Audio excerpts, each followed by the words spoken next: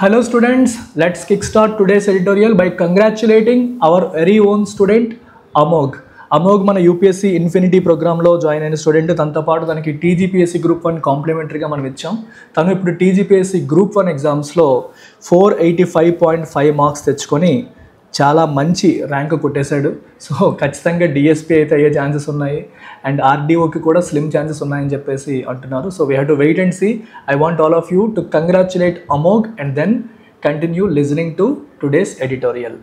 అమోగ్తో పాటు ఇంకొక అమ్మాయికి కూడా వచ్చే ఛాన్సెస్ చాలా ఎక్కువ ఉన్నాయి. She got 458 marks. సో తను కొంచెం డౌట్ఫుల్గా ఉంది వస్తుందో రాదని, అందుకే పేరు రివీల్ చేయొద్దనింది. సో తను కూడా మన full time UPSC infinity student. So once confirmation వచ్చాక తన పేరు కూడా రివీల్ చేస్తాం. సో ఎల్టీఎక్స్ నుంచి ఇద్దరు టీజీపీఎస్సీ గ్రూప్ 1 సాధించారని సగర్వంగా తెలియజేస్తున్నాం. వీళ్ళిద్దరు కూడా full time LTX classes UPSC infinity students who also got TGPSC group 1 as complimentary. So before we begin, let me talk about our flagship English program. So those who are weak in English, this is the best program in the market right now to improve and be confident and score good marks in English. ఇది bank exam prepare అవుతున్న వాళ్ళకి, SSC వాళ్ళకి, UPSC సీసాట్కి and many other government jobs అన్నిటికీ కూడా ఇది help అవుతుంది. 5,000 rupees ఫీతో మీకు లైఫ్ టైం వ్యాలిడిటీతో ప్రొవైడ్ చేస్తున్నాము రేపట్లోగా జాయిన్ అయిన వాళ్ళకి మాత్రమే. So life time validity fee 8,000, but రేపట్లోగా జాయిన్ అయ్యే వాళ్ళకి 5,000కి ఈ కోర్స్ అనేది అందించడం జరుగుతుంది. ఆల్రెడీ మన దగ్గర జాయిన్ అయిన వాళ్ళకి కూడా రేపట్లోగా అప్గ్రేడ్ అయితే మీకు 5,000కే లైఫ్ టైం వ్యాలిడిటీ అనేది లభిస్తుంది. 1 ఇయర్, 6 మంత్, 3 మంత్ ఆప్షన్స్ కూడా ఉన్నాయి. వాటి కోసం మీరు మన కాంటాక్ట్ నెంబర్కి మీరు కాంటాక్ట్ చేసి వివరాలు తెలుసుకోవచ్చు. ఈ నెంబర్కి కాంటాక్ట్ చేసి వివరాలు మీరు తెలుసుకోవచ్చు. సో ఇవాల్టి ఎడిటోరియల్ లైన్ బై లైన్ అనాలిసిస్కి స్వాగతం. So title of today's editorial is acceptable contrast. So contrast అంటే ఒక ప్లస్, ఒక మైనస్, ఒక వెలుగు, ఒక చీకటి అన్నట్టు. సో అది contrast. Light colour, dark colour, ఇవన్నీ మనకి కాంట్రాస్ట్. సో ఏంటి కాంట్రాస్ట్, ఏ రెండింటి మధ్య కాంట్రాస్ట్ ఉంది, ఏది ఎందుకు అది యాక్సెప్టబుల్ అని చెప్పేసి అంటున్నారు, దాన్ని యాక్సెప్టబుల్ అని ఎందుకు అభివర్ణిస్తున్నారు, ఇవన్నీ మనం చూద్దాం. A buoyancy in the real economy could provide long term relief. Real ఎకానమీలో బుయాన్సీ అంటే ఏంటమ్మా, అప్లిఫ్ట్మెంట్, పైకి రియల్ ఎకానమీ అనేది పైకి లేవడం అనేది, అంటే అది గ్రో అవ్వడం అనేది లాంగ్ టర్మ్లో మనకి రిలీఫ్ని ఇచ్చే అవకాశాలు ఉన్నాయి. It could provide long term relief. So ఈ ఆర్టికల్ ఇండియన్ ఎకానమీకి సంబంధించింది. యూపీఎస్సీ వాళ్ళకి జిఎస్ పేపర్ 3 కిందకి వస్తుంది సిలబస్ మ్యాపింగ్ పరంగా తీసుకుంటే.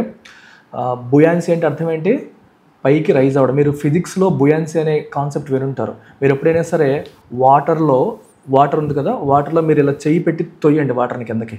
You try to push water. మీరు ఎప్పుడైనా సరే మీరు వాటర్ని మీ హ్యాండ్తో పుష్ చేస్తే వాటర్ కింద నుంచి మిమ్మల్ని పుష్ చేస్తున్నట్టుగా అనిపిస్తుంది కదా. So that force is called buoyant force. మీరు ఏదన్నా వస్తువు వాటర్లో వేసినప్పుడు కొన్ని వస్తువులు వాటర్లో తేలుతాయి. ఎందుకు తేలుతాయి? Because there is an upward force. కింద నుంచి పైకి యాక్ట్ చేసే ఒక అప్వర్డ్ ఫోర్స్ అనేది అవి తేలేలా చేస్తాయి. మీరు అడగొచ్చు, కొన్ని మునిగిపోతాయి కదా సార్. ఎస్, మనకి వస్తువు యొక్క వెయిట్ ఉంటుంది కదా, వెయిట్ అనేది డౌన్వర్డ్ ఫోర్స్ అప్లై చేస్తుంది. సో గ్రావిటేషనల్ ఫోర్స్ దాన్ని కిందకి పుల్ చేస్తుంది కాబట్టి ఆ వెయిట్ యొక్క ఫోర్స్ అనేది బుయాంట్ ఫోర్స్ కంటే ఎక్కువ ఉంటే వస్తువు మునిగిపోతుంది. ఆ వెయిట్ యొక్క డౌన్వర్డ్ ఫోర్స్ కన్నా వాటర్ యొక్క అప్వర్డ్ ఫోర్స్ ఎక్కువ ఉంటే అప్పుడు వస్తువు తేలుతుంది వాటర్లో. సో ఆ అప్వర్డ్ ఫోర్స్ని మనం బుయాన్సీ అంటాం. ఫిజిక్స్లో మనం చదువుకున్న కాన్సెప్ట్ ఇది. So buoyancy in the real economy అంటే అగైన్ రియల్ ఎకానమీలో అప్వర్డ్ ఫోర్స్ అంటే రియల్ ఎకానమీ గ్రోత్కి దోహదపడుతున్న ఫోర్స్ అనే మీనింగ్ వస్తుంది. It could provide long term relief. ఇది లాంగ్ టర్మ్ రిలీఫ్ని ప్రొవైడ్ చేయొచ్చు. It could provide long term relief అని చెప్పేసి మనకి ఇక్కడ రాశారు.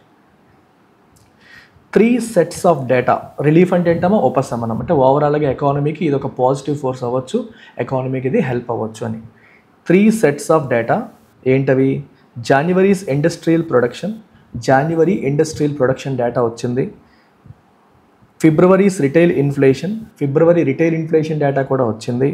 And the performance of mutual funds in ఫిబ్రవరిలో మ్యూచువల్ ఫండ్స్ యొక్క పర్ఫార్మెన్స్కి సంబంధించిన డేటా కూడా మనకి వచ్చింది.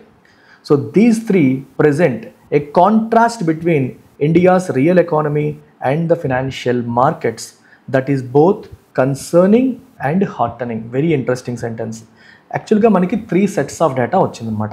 ఒకటి ఒక సెట్ ఆఫ్ డేటా వచ్చేసి IIP, index of industrial production. This is released by National Statistical Office, Ministry of Statistics and Programme Implementation. వీళ్ళు అనే మంత్లీ బేసిస్ రిలీజ్ చేసే data index of industrial production. Second data retail inflation which is indicated by CPI, consumer price index. This is again released by National Statistical Office, Ministry of Statistics and Programme Implementation. ఇది కూడా వాళ్ళు release చేసేది. మూడవది mutual funds data కూడా మనకి stock markets నుంచి తీసుకోవడం అనేది జరిగింది. సో ఈ డేటాని మీరు గమనిస్తే it presents A contrast.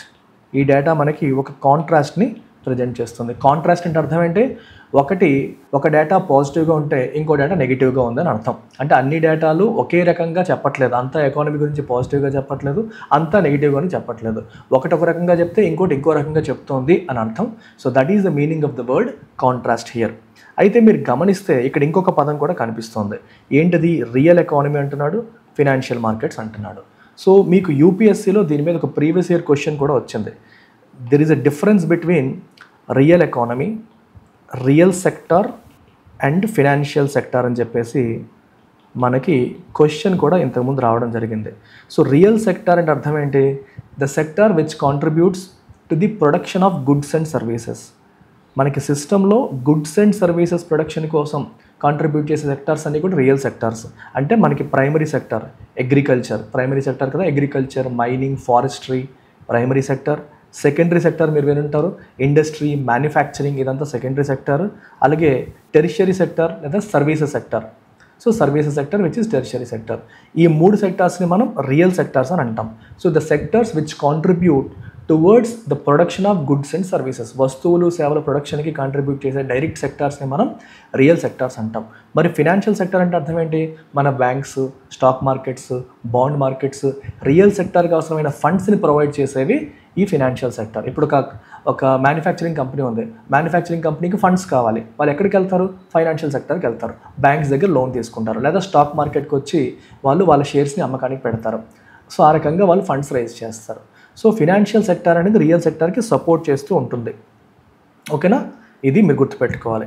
So real sector అంటే గుడ్స్ అండ్ సర్వీసెస్ని యాక్చువల్గా ప్రొడ్యూస్ చేసే సెక్టర్ అని అర్థం. సో రియల్ ఎకానమీ అన్న అదే మీనింగ్ వస్తుంది. సో రియల్ ఎకానమీ అంటే మన ఇండస్ట్రీ, మ్యానుఫ్యాక్చరింగ్ మరియు సర్వీసెస్, అగ్రికల్చర్ ఈ సెగ్మెంట్కి ఫినాన్షియల్ మార్కెట్స్కి మధ్య కాంట్రాస్ట్ కనిపిస్తోంది.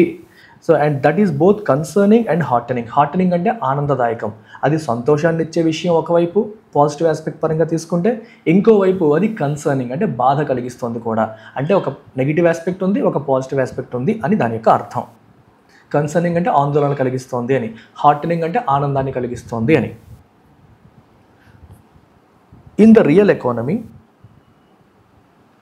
February's 3.61% retail inflation is a 7-month low, aided by a steady and welcome fall in food inflation, which had reached a 15-month high of 10.87% last October.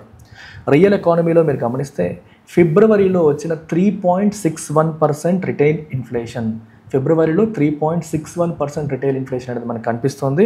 It is a 7-month లో, అంటే 7 నెలల కనిష్టంగా మనం చెప్పొచ్చు. Retail inflation 3.61%కి పడింది, అది 7 నెలల కనిష్టం, అంటే చాలా తగ్గింది. మనకి ఆర్బీఐకి మానిటరీ పాలసీ కమిటీ ఉంటుంది. మానిటరీ పాలసీ కమిటీకి ఇచ్చిన రెస్పాన్సిబిలిటీ ఏంటి, మ్యాండేట్ ఏంటంటే రిటైల్ ఇన్ఫ్లేషన్ని 4 ± 2% రేంజ్లో మెయింటైన్ చేయాలి. అంటే ఆన్ అండ్ యావరేజ్ 4 దగ్గర మెయింటైన్ చేయాలి. అప్వర్డ్గా ఒక 2%, డౌన్వర్డ్గా ఇంకొక 2% వరకు ఓకే. అంటే 2 నుంచి 6% లోపు మెయింటైన్ అవ్వాలి. 4 దగ్గర రిటైల్ ఇన్ఫ్లేషన్ ఉండేలాగా చూడాలి. అది మానిటరీ పాలసీ కమిటీకి ఇచ్చిన మ్యాండేట్.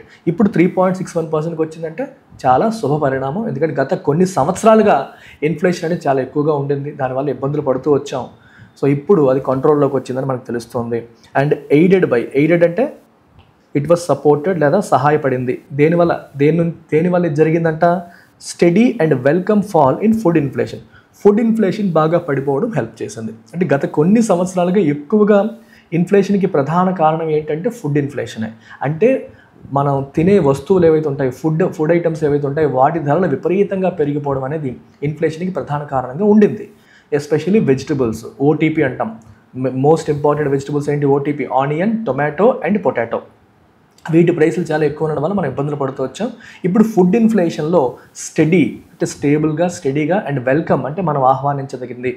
వెల్కమ్ అంటే అర్థం ఏంటి? Something that you like, something మనం ఆహ్వానించేది, మంచిది అని అర్థం.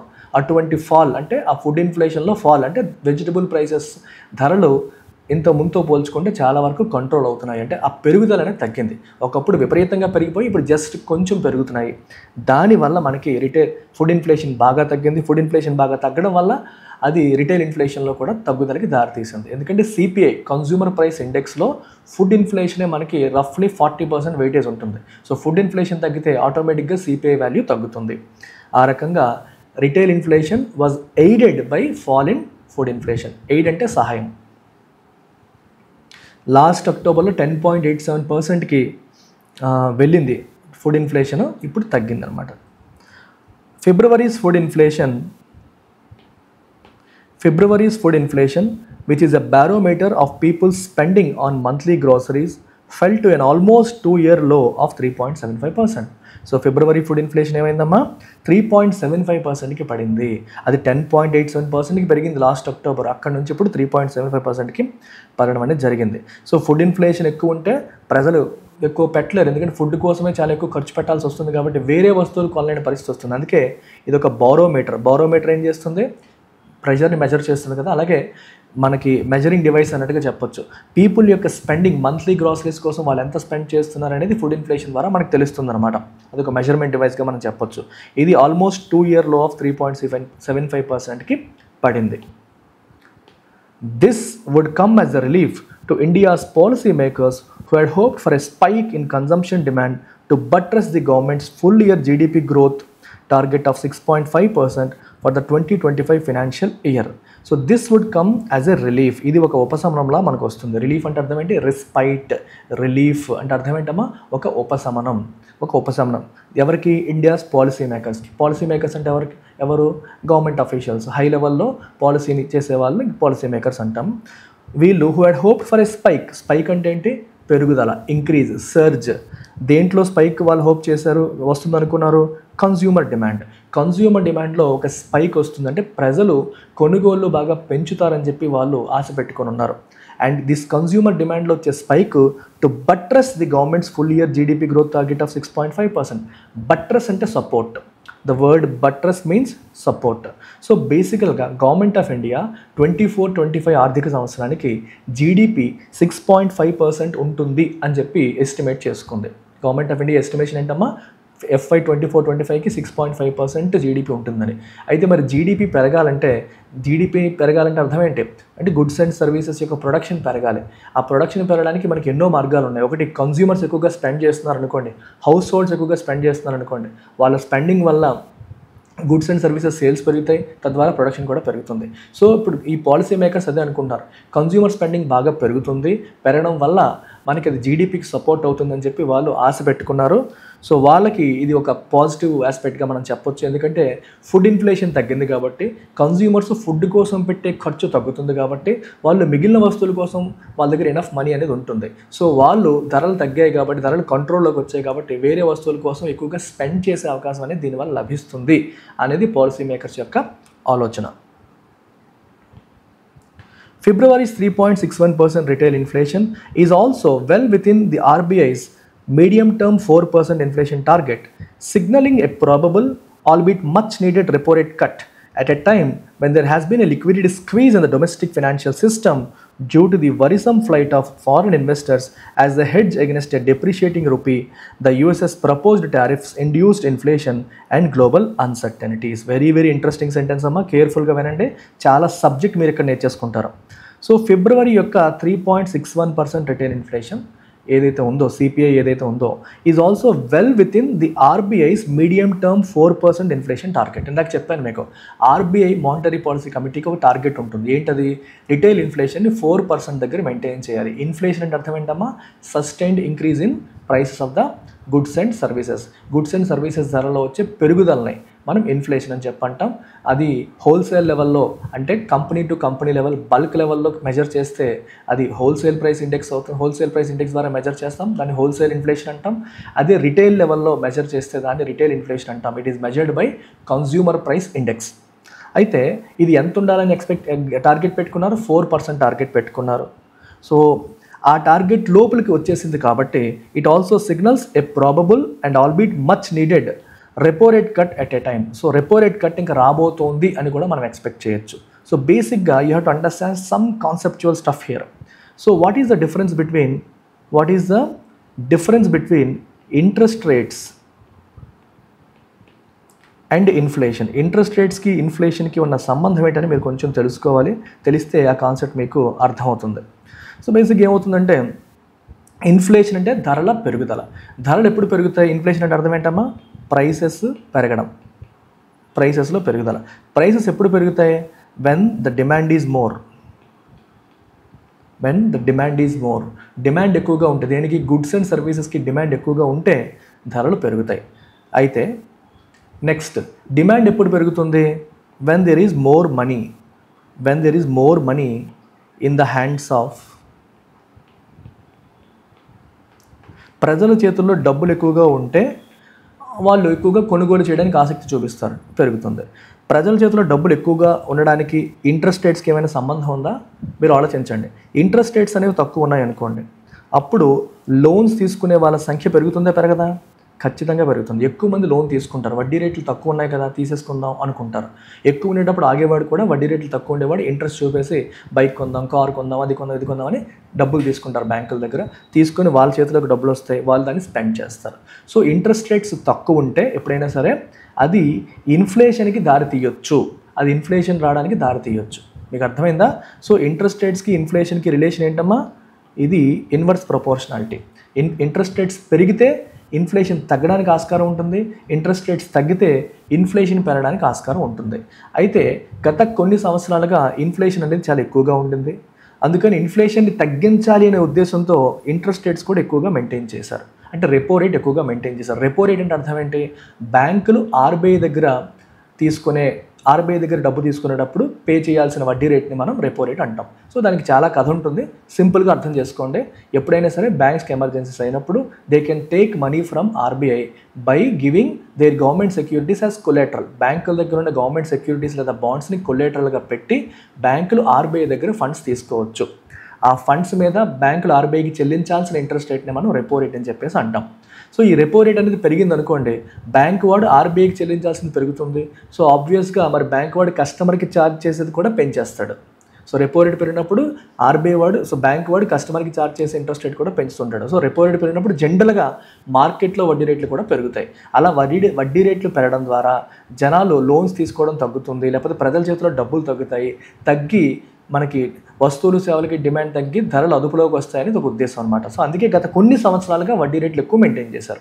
ఇప్పుడు ఇన్ఫ్లేషన్ కంట్రోల్లోకి వచ్చేసింది కాబట్టి, ఇప్పుడు ఇన్ఫ్లేషన్ అనేది <4%కి వచ్చేసింది కాబట్టి, కంట్రోల్లో ఉంది కాబట్టి ఇప్పుడు ఎక్కువ ఉన్న వడ్డీ రేట్లను తగ్గించడానికి ఆర్బీఐకి స్కోప్ దొరుకుతుంది. అంటే ఆర్బీఐ ఎప్పటి నుంచో వడ్డీ రేట్లు తగ్గించాలని చెప్పి ఆర్బీఐ మీద ప్రెషర్ ఉంది. ఎందుకు ప్రెషరు?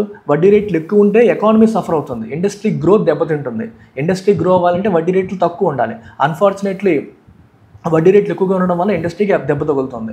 సో ఇండస్ట్రీని సపోర్ట్ చేయడం కోసం వడ్డీ రేట్లు తగ్గించమని ఎప్పటి నుంచో అడుగుతున్నప్పటికీ వడ్డీ రేట్లు తగ్గిస్తే ఇన్ఫ్లేషన్ కంట్రోల్ లేకుండా పోతుందనే భయంతో తగ్గించకుండా వెయిట్ చేశారు.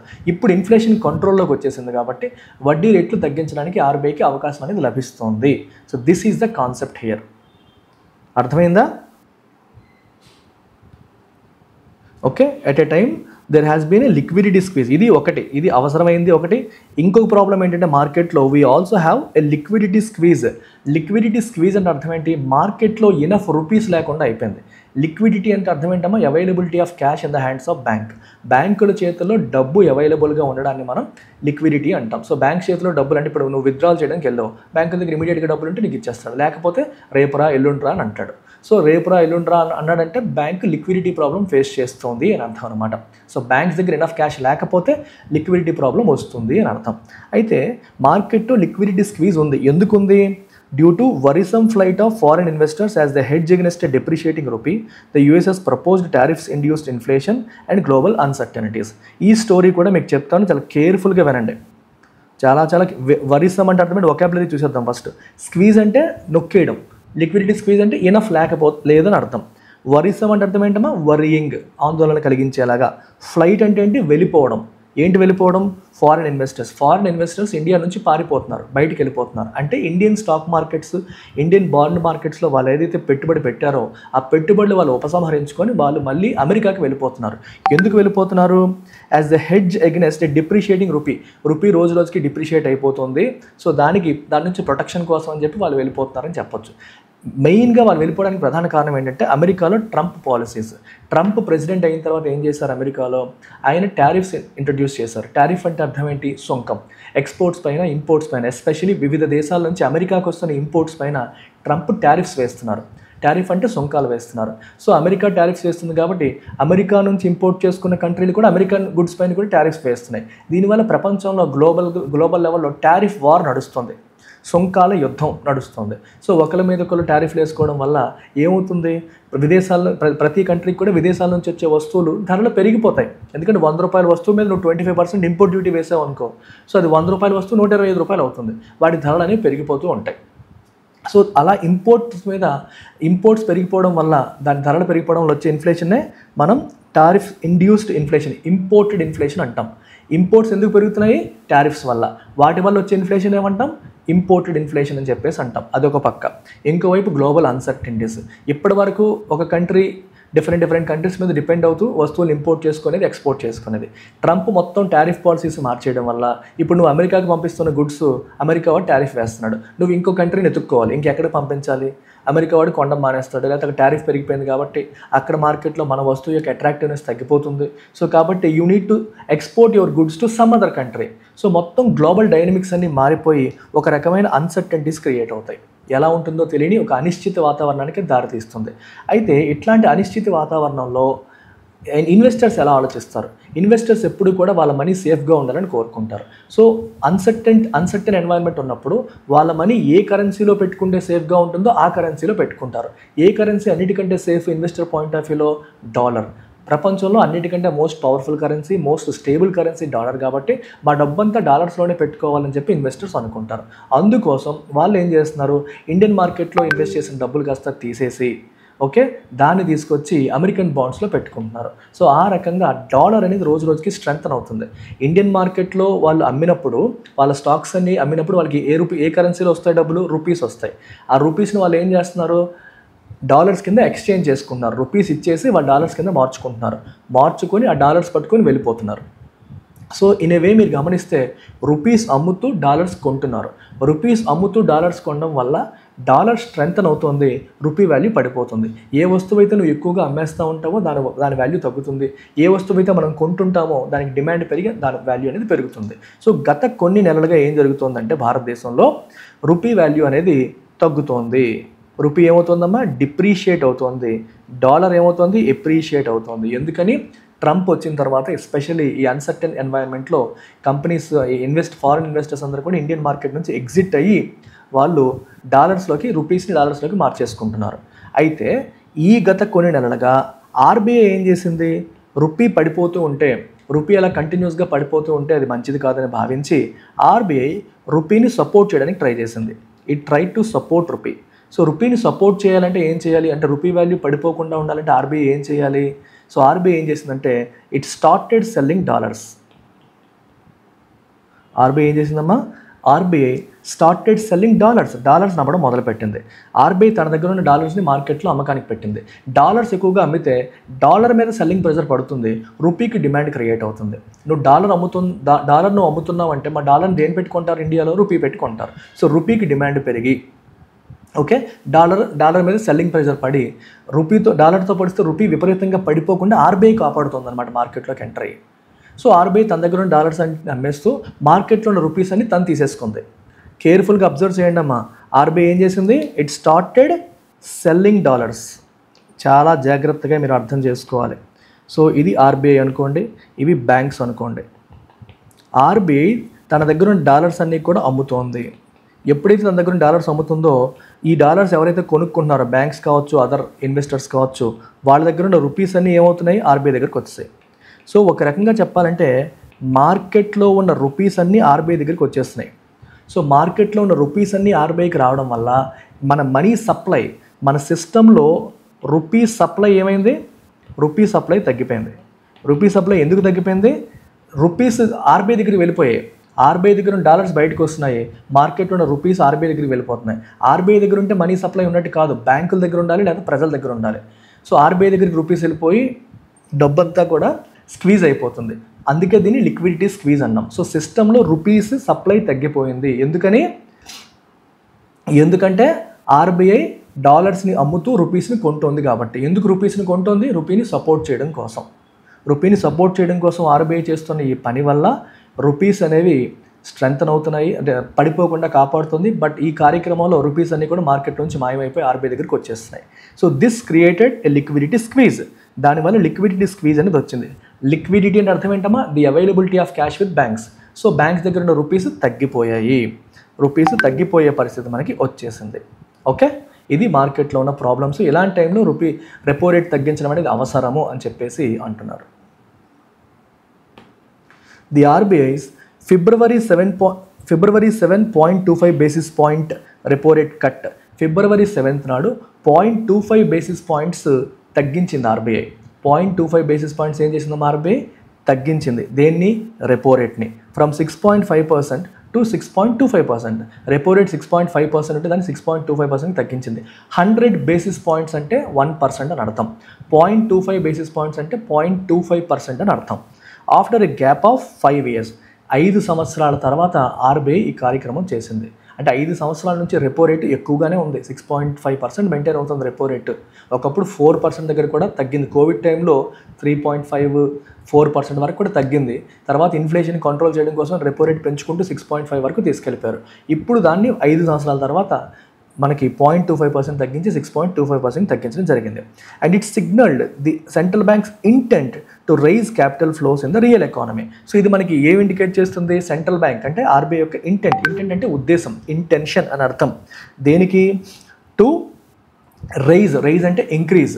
ఏవి? క్యాపిటల్ ఫ్లోస్ అంటే మనీ ఫ్లో. దేనిలో పెరగాలి? Real economy. రియల్ ఎకానమీ అంటే మనకి అగ్రికల్చరు, ఇండస్ట్రీ, సర్వీసెస్ సెక్టర్ ఇదంతా రియల్ ఎకానమీ అవుతుంది. వాటిలోకి మనీ ఫ్లో పెంచాలనే ఉద్దేశంతో ఆర్బీఐ పనిచేస్తుందని చెప్పొచ్చు. రెపో రేట్ తగ్గిస్తే మనీ ఫ్లో ఎలా పెరుగుతుంది? రెపో రేట్ తగ్గితే ఈ ఇండస్ట్రీస్, సర్వీసెస్ వీళ్ళంతా ఏం చేస్తారు? They take more loans from banks. So banks నుంచి ఎక్కువ లోన్స్ తీసుకుంటారు కాబట్టి ఫైనాన్షియల్ ఎకానమీ నుంచి, ఫైనాన్షియల్ సెక్టర్ నుంచి రియల్ ఎకానమీకి మనీ అనేది ఫ్లో అవుతుంది. ఇందాక చెప్పాను మీకు ఫైనాన్షియల్ సెక్టర్, రియల్ సెక్టర్ అని. సో ఫైనాన్షియల్ సెక్టర్ నుంచి రియల్ సెక్టర్కి మనీ ఫ్లో అనేది జరుగుతుంది. సో అది పెంచడం కోసమే ఆర్బీఐ ఈ రెపో రేట్ని తగ్గించింది. తన ఇంటెన్షన్ని క్లియర్గా చూపించింది February 7th నాడు. To spur economic activity while continuing to focus on inflation moderation.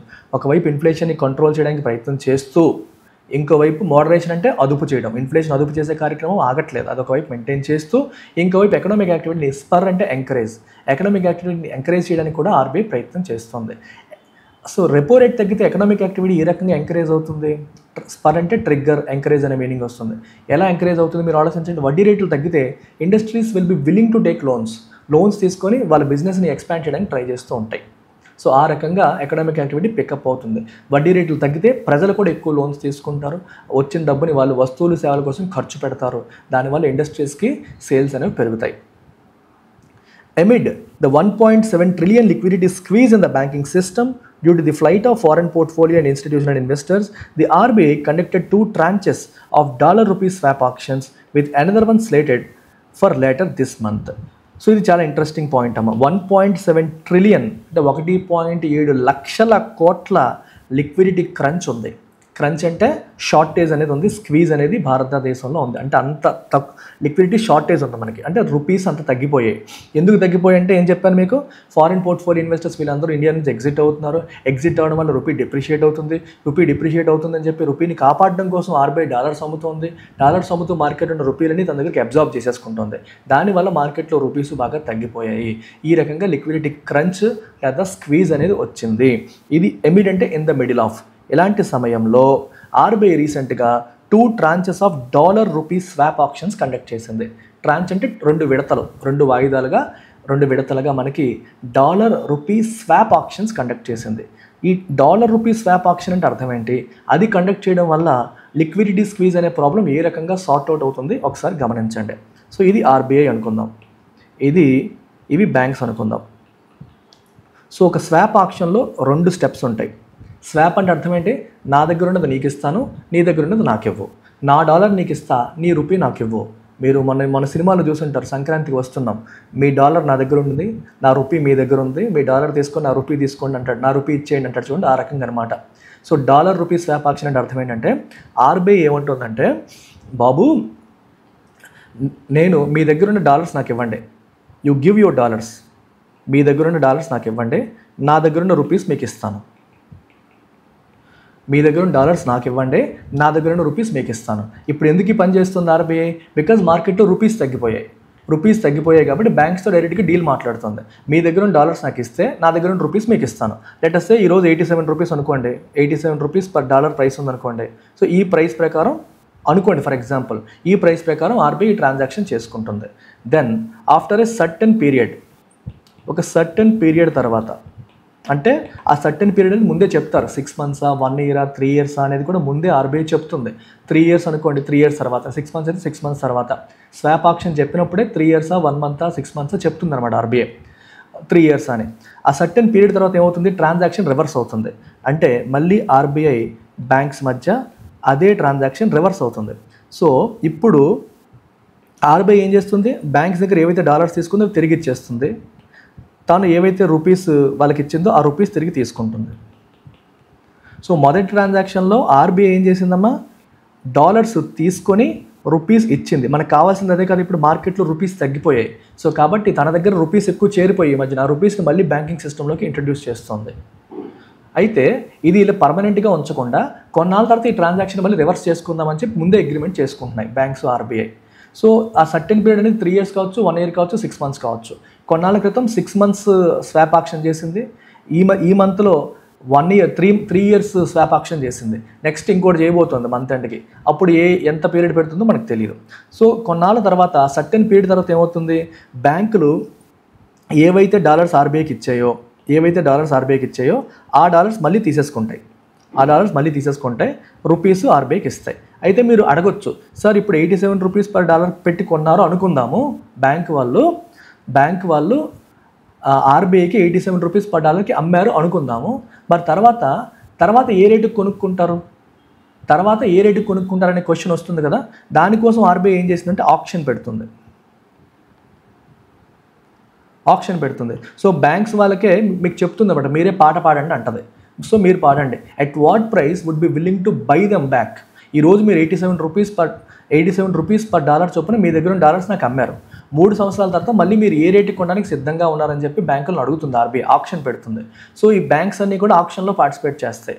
Let's say ICICI bank వచ్చేసి నేను 88 రూపీస్కి నేను కొంటానని ముందుకు వచ్చింది అనుకోండి, ఎస్బీఐ 89 రూపీస్ ఇచ్చి నేను కొంటానని చెప్పింది అనుకోండి, హెచ్డిఎఫ్సి 90 రూపీస్ ఇచ్చి కొంటానని చెప్పింది అనుకోండి, అప్పుడు ఫస్ట్ ప్రిఫరెన్స్ హెచ్డిఎఫ్సికి ఇస్తారు. ఎందుకంటే ఆర్బీఐ పాయింట్ ఆఫ్ వ్యూ మీరు ఆలోచించండి, హెచ్డిఎఫ్సి వాడు 90 రూపాయలు ఇస్తా అంటాడు డాలర్కి.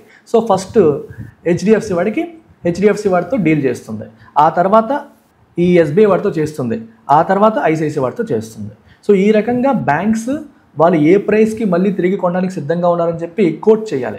సో ఎవరైతే ఎక్కువ ప్రైస్ ఇచ్చి కొనడానికి సిద్ధపడుతున్నారో వాళ్ళకి ఫస్ట్ ప్రిఫరెన్స్ ఇస్తుంది ఆర్బీఐ. సో వాళ్ళతో ఫస్ట్ స్వాప్ అగ్రిమెంట్ చేస్తుంది. అది అయిపోయాక ఇంకా రిమైనింగ్ నెక్స్ట్ ఎవరో వాళ్ళు ఆర్డర్లో స్వాప్ అగ్రిమెంట్స్ అనేవి జరుగుతాయి. స్వాప్ అగ్రిమెంట్ అనేది జరుగుతుంది. మీకు అర్థమైందా? ఈ 2 ట్రాన్సాక్షన్స్ అయ్యేసరికి ఏమైంది, బ్యాంకుల దగ్గర ఉన్న డాలర్స్ మళ్ళీ బ్యాంక్స్కి వచ్చేసాయి. సో ఈ ట్రాన్సాక్షన్లో బ్యాంక్స్ దగ్గర ఉన్న డాలర్స్ ఆర్బీఐకి వెళ్ళాయి, ఈ ట్రాన్సాక్షన్లో ఆ డాలర్స్ మళ్ళీ బ్యాంకులకు వచ్చేసాయి. సో స్వాప్ అయింది, ఇటు నుంచి అటు వెళ్ళింది, మళ్ళీ అటు నుంచి ఇటు వచ్చేసింది. సో స్వాప్లో ఇలాగ 2 ట్రాన్సాక్షన్స్ ఉంటాయి, ఒకటి బై సెల్, రెండోది cell by. Okay, buy sell by ఇలా జరుగుతాయి అనమాట. ఒక టైం పీరియడ్ ఉంటుంది, తర్వాత ఏ ప్రైస్కి ఆ ట్రాన్సాక్షన్ జరుగుతుందో కూడా ముందే డిసైడ్ చేస్తారు. అందుకే ప్రీ డిటర్మైన్డ్ రేట్ అని అంటాం. ప్రీ డిటర్మైన్డ్ రేట్ అంటే రేపు పొద్దున్న 3 సంవత్సరాల తర్వాత మళ్ళీ ఏ రేటు పెట్టి బ్యాంకులు కొనుక్కుంటాయి కూడా ఈ రోజే డిసైడ్ అయిపోతుంది. ఆ ప్రైస్ ఎలా అవుతుందంటే వయా ఆక్షన్ ఆ ప్రైస్ డిసైడ్ చేస్తారు. ఆక్షన్ ద్వారా ఆ ప్రైస్ని డిసైడ్ చేయడం అనేది జరుగుతుంది. ఈ రకంగా RBI dollar rupee swap auction అనేది ఆర్బీఐ కండక్ట్ చేస్తుంది. అలా కండక్ట్ చేయడం ద్వారా మార్కెట్లోకి చాలా రూపీస్ని ఆర్బీఐ రిలీజ్ చేసింది. ఆ రకంగా లిక్విడిటీ క్రంచ్ని తగ్గించడానికి ప్రయత్నం చేసింది. అదే ఇక్కడ రాశారు. 2 సార్లు చేసింది, ఇంకొకటి ఈ నెలాఖరికి చేయబోతున్నారు. This is expected to inject over 2 trillion into the banking system to address long-term liquidity concerns. So దీనివల్ల ఇంకొక 2 లక్షల కోట్లు మార్కెట్లోకి కోట్ల రూపీస్ మార్కెట్లోకి వెళ్ళే అవకాశం ఉంటుంది. So long term liquidity constraints దీనివల్ల మనకి కొంతలో కొంత అడ్రస్ చేయడం అంటే ఆ సమస్యని పరిష్కరించడానికి, ఆ ప్రాబ్లమ్ సార్ట్ అవుట్ చేయడానికి ఉపయోగపడుతుంది. Despite such concerns in the financial సిస్టంలో ఇన్ని కన్సర్న్స్ ఉన్నప్పటికీ, డిస్పైట్ అంటే ఉన్నప్పటికీ, కన్సర్న్స్ అంటే ఆందోళనలో ఇబ్బంది కలిగించే అంశాలు ఉన్నప్పటికీ, జాన్యువరీస్ ఇండస్ట్రియల్ ప్రొడక్షన్ ప్రింట్ అంటే డేటా, ప్రింట్ అంటే మీనింగ్ ఏంటి, డేటా పాయింట్ అని అర్థం. At an 8-month high of 5%, IIP data 5%, 8-month high of 5%కి ఉంటుంది. అప్ ఫ్రమ్ డిసెంబర్స్ 3.55%, డిసెంబర్లో 3.55% ఉంటే ఇప్పుడు 5% అనేది పెరిగింది. Is another indicator of the resilience in the real economy. ఇది another indicator of the resilience in the real economy యొక్క రెసిలియన్స్కి ఒక ఇండికేటర్గా చెప్పొచ్చు. రియల్ ఎకానమీ అంటే ఏం చెప్పానమ్మా, ఇండస్ట్రీ, సర్వీసెస్, అగ్రికల్చర్, ఇదంతా real economy in which actual production happens. So అది రెసిలియంట్గా ఉంది అంటే ఫినాన్షియల్ మార్కెట్స్ అంతగా బాగాలేనప్పటికీ, అవి వొలటైల్గా ఉన్నప్పటికీ కూడా రియల్ ఎకానమీ రెసిలియంట్గా ఉందని ఇదొక ఇండికేటర్గా మనం చెప్పొచ్చు. As growth was led by an increase in the output of primary, intermediate and infrastructure and construction goods. So growth ఎలా వచ్చింది, was led by an increase in the output of primary goods. Output పెరిగింది. Primary goods అంటే అర్థం ఏంటమ్మా, nature నుంచి డైరెక్ట్గా extract చేసేవి primary goods. అంటే అగ్రికల్చరల్ అవుట్పుట్ కావాలి. ఇండస్ట్రీ వచ్చేసరికి మనకి ఇండెక్స్ ఆఫ్ ఇండస్ట్రియల్ ప్రొడక్షన్లో అగ్రికల్చర్ కౌంట్ చేయరు, మైనింగ్ ఉంటుంది. సో మైనింగ్ మీరు ప్రైమరీ గుడ్ కింద చెప్పొచ్చు. ప్రైమరీ గుడ్ అని ఎందుకంటాం, because you're directly interacting with nature, అంటే భూమిలోంచి మీరు తీస్తారు ఖనిజాలు. అలాగే అగ్రికల్చర్ కూడా ప్రైమరీ గుడ్డే, కానీ ఐఐపీలో అది కౌంట్ చేయరు, ఎందుకంటే ఐఐపీ అంటే index of industrial production. So mining అనేది కౌంట్ అవుతుంది, అది ప్రైమరీ గుడ్ కింద చూస్తారు. ఇంటర్మీడియట్ గుడ్ అంటే అర్థం ఏంటంటే, ఇప్పుడు వేరే వస్తువు తయారీలో ఉపయోగపడేదాన్ని ఇంటర్మీడియట్ గుడ్ అంటాం. మీకు ఫర్ ఎగ్జాంపుల్, సింపుల్ ఎగ్జాంపుల్ చెప్తాను. టొమాటోస్ ఉన్నాయి కదా, టొమాటోస్ మనం రైతు పంట పండించిన తర్వాత ఆ టొమాటో మార్కెట్లో అమ్మేశారనుకోండి, అప్పుడు టొమాటోని మనం ఇంటర్మీడియట్ గుడ్ అనం, ఎందుకంటే డైరెక్ట్గా కన్జ్యూమర్ కొనేస్తున్నాడు. డైరెక్ట్గా ఎండ్ కన్జ్యూమర్ కొనేటప్పుడు అది కన్జ్యూమర్ గుడ్ అవుతుంది. అలా కాకుండా రైతు ఈ టొమాటోస్ని టొమాటో కెచప్ తయారు చేసే కంపెనీకి అమ్మాడు అనుకోండి, ఆ కంపెనీ వాటి టొమాటోస్ తీసుకొని వాటిని టొమాటో కెచప్గా మార్చి కెచప్ని మార్కెట్లోకి అమ్మాడు అనుకోండి, ఈ రెండో కేసులో టొమాటోస్ని ఇంటర్మీడియట్ గుడ్స్ అంటాం. ఎందుకంటే టొమాటో డైరెక్ట్గా కన్జ్యూమర్కి వెళ్ళట్లా. టొమాటో సెకండ్ కేసులో మీరు గమనించారా, సెకండ్ కేసులో రైతు నుంచి మనకి కంపెనీకి వెళ్ళింది, టొమాటో కెచప్ కంపెనీకి వెళ్ళాక అక్కడ నుంచి అది టొమాటో కెచప్గా మారి అప్పుడు కన్జ్యూమర్ చేతిలోకి వచ్చింది. సో డైరెక్ట్గా టొమాటోని మనం కన్జ్యూమ్ చేయట్లా, అది వేరే కంపెనీ చేతిలోకి వెళ్ళి అక్కడ రూపాంతరం చెంది కెచప్ రూపంలో బయటకు వచ్చింది. సో రెండో కేసులో మనం టొమాటోస్ని ఏమంటాం, ఇంటర్మీడియట్ గుడ్స్ అంటాం. So intermediate good is any good that is used in the production of another good. ఇంకొక వస్తువు తయారీలో దాన్ని వాడతారు, అది డైరెక్ట్గా ఎండ్ కన్జ్యూమర్ వాడడు. అలాగే మిల్క్ తీసుకోండి, మన ఇంటికి వచ్చే మిల్క్ ప్యాకెట్ ప్రైమరీ గుడ్, ఇంటికి వచ్చే మిల్క్ ప్యాకెట్ని కన్జ్యూమర్ గుడ్ అనొచ్చు. కానీ మిల్క్ ప్యాకెట్ని ఐస్ క్రీమ్ కంపెనీ వాడు కొన్నాడు అనుకోండి, వాడు ఐస్ క్రీమ్ కంపెనీ వాడికి మిల్క్ ప్యాకెట్స్ కొనుక్కొని ఆ మిల్క్ని ఐస్ క్రీమ్గా మార్చి అమ్మాడు అనుకోండి, సెకండ్ కేసులో ఉన్న మిల్క్ని మనం ఏమంటాం, ఇంటర్మీడియట్ గుడ్ అని అంటాం. I hope that is clear. So అట్లాంటి ఇంటర్మీడియట్ గుడ్స్, ఇన్ఫ్రాస్ట్రక్చర్ సెక్టార్లో ఉపయోగించే గుడ్స్ అని ఇన్ఫ్రాస్ట్రక్చర్ గుడ్స్ అంటాం. కన్స్ట్రక్షన్ సెక్టార్లో ఉపయోగించే గుడ్స్, సిమెంట్ ఇలాంటివన్నీ కూడా కన్స్ట్రక్షన్ గుడ్స్ అని చెప్పేసి అంటాం. ఇవన్నీ కూడా బాగా పెరిగాయంట, వాటి అవుట్పుట్ పెరగడం వల్ల ఇది జరిగింది. మీన్ వైల్ అయితే ఈ టైంలో the panic among retail investors was palpable from the February equity mutual funds reporting numbers. మీరు రిటైల్ ఇన్వెస్టర్స్ అంటే స్టాక్ మార్కెట్లో రిటైల్ ఇన్వెస్టర్స్ మధ్య ఒక ప్యానిక్ ఉంది. ప్యానిక్ అంటే విపరీతమైన ఆందోళన పొందుతున్నారు. స్టాక్ మార్కెట్స్ మీరు గమనిస్తే లాస్ట్ 6 monthsగా పడిపోతున్నాయి, ఆల్మోస్ట్ 16% పడిపోయాయి స్టాక్ మార్కెట్స్. సో ఇన్వెస్టర్స్ అందరూ ప్యానిక్ అవుతున్నారు. ప్యానిక్ అంటే ఆందోళన చెందుతున్నారు, కంగారు అయిపోతున్నారు. సో రిటైల్ ఇన్వెస్టర్స్లో ఈ ప్యానిక్ అనేది వాజ్ పాల్పబుల్ అంటే something that you can feel, tangible అంటాం. పాల్పబుల్, టాంజిబుల్, అపరెంట్, క్లియర్గా కనిపిస్తోంది, మనకి తెలుస్తోంది. From the February equity mutual funds reporting numbers, February equity mutual fund numbers బట్టి మనకి తెలుస్తోంది. అంటే ఈక్విటీ మ్యూచువల్ ఫండ్స్లో పెట్టుబడులు తగ్గించేస్తున్నారు, జనాలు భయపడిపోతున్నారు, మార్కెట్లు పడిపోతున్నాయని చెప్పి పెట్టుబడులు పెట్టడం తగ్గించేస్తున్నారు అనమాట. సో దాన్ని బట్టి వాళ్ళలో ఉన్న ప్యానిక్, ఆందోళన అనేది మనకు తెలుస్తోంది. Inflows into MFs plunged 27% with the 4th month of declining stock returns. వరుసగా 4 నెలలుగా స్టాక్ రిటర్న్స్ అనేవి తగ్గిపోవడం వల్ల మనకి మ్యూచువల్ ఫండ్స్లో ఇన్ఫ్లోస్ అంటే ఎస్ఐపి సిస్టమాటిక్ ఇన్వెస్ట్మెంట్ ప్లాన్ ద్వారా మ్యూచువల్ ఫండ్స్లో చాలామంది పెట్టుబడులు పెడతారు. ఆ ఇన్ఫ్లోస్ అనేవి ప్లంజ్ అంటే పడిపోయాయి. ఎంత పడిపోయాయి? 27% పడిపోవడం అనేది మనం చూస్తున్నాం. Retail investors largely from the salaried middle and upper middle classes had flax to the stock market post COVID-19 తర్వాత చాలామంది సాలరీడ్ మిడిల్ క్లాస్ నుంచి upper and salaried middle classes నుంచి చాలామంది ఫ్లాక్ అంటే ఒక్కసారిగా గంపకొత్తగా వెళ్ళారండి, స్టాక్ మార్కెట్కి వెళ్ళారు. స్టాక్ మార్కెట్లో విపరీతంగా పెట్టుబడులు పెట్టడం మొదలుపెట్టారు. But fresh systematic investment plans dip to 44.6 lakh. Fresh SIPs 44.6 lakhs పడిపోయాయి. The lowest in the fiscal year. ఈ ఆర్థిక సంవత్సరంలో అది లోయెస్ట్గా మనం చెప్పొచ్చు. Therefore, while the volatility in the financial markets could be worrisome, financial మార్కెట్స్లో వాలటైలిటీ అనేది వరీసమ్ అంటే ఆందోళన కలిగించే అంశం అయినప్పటికీ, వాలటైలిటీ అంటే అర్థం ఏంటంటే స్టెబిలిటీ లేకపోవడం, ఒడిదుడుకులకి లోనవడాన్ని మనం వాలటైలిటీ అంటాం. మార్కెట్ ఎక్కువగా ఒడిదుడుకులకి లోనవడం అంటే అప్స్ డౌన్స్ ఉండడాన్ని మనం ఏమంటాం? వాలటైలిటీ అంటాం. అది ఆందోళన కలిగించే అంశం అయినప్పటికీ ఇది టెంపరీ, ఇది ఎక్కువ కాలం ఉండదు, టెంపరీగానే ఉంటుంది. The buoyancy in the real economy makes the hit bearable.